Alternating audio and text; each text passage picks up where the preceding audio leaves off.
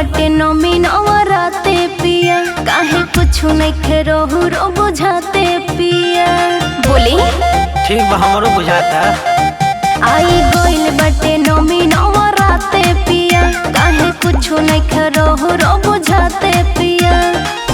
पूजा करो बेर के पंडाल में, कहो पैसा नहीं के हाथ में ये धन फिलहाल में,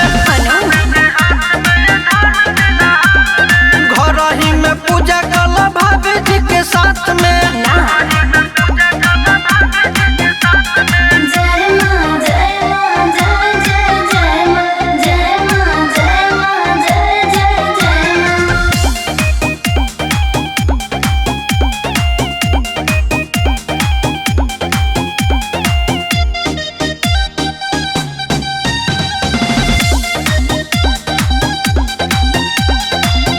झूठो के बहाना बनैले बानी,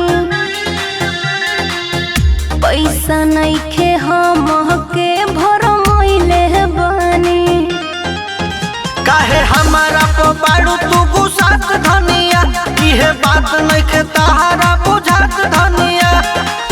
खाली कहेला कुछ तू बाद में, पैसा नहीं के हाथ में ये धन फिलहाल में, घर ही में पूजा कला भाभी जी के साथ में।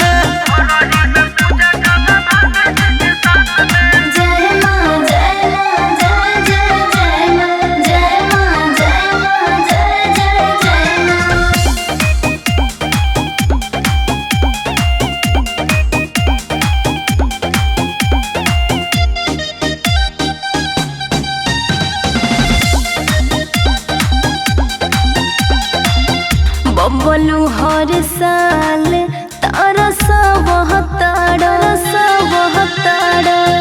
पूजा पाठ में ध्यान ना लगावताड़ा।